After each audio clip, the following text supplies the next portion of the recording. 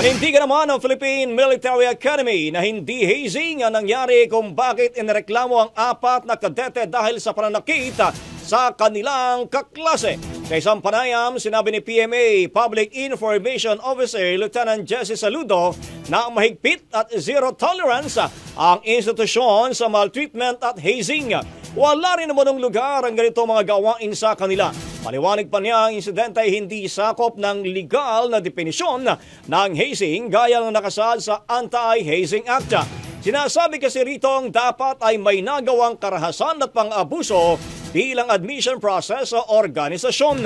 Mababatid na batay sa investigasyon ng Baguio City Police, isang 4th class cadet ang umano'y nakaranas ng physical abuse and humiliation mula September 2 hanggang 29, 2024. Ayon sa mga polis, hindi isolated ang pananakit at regular na nangyayari sa loob ng barako.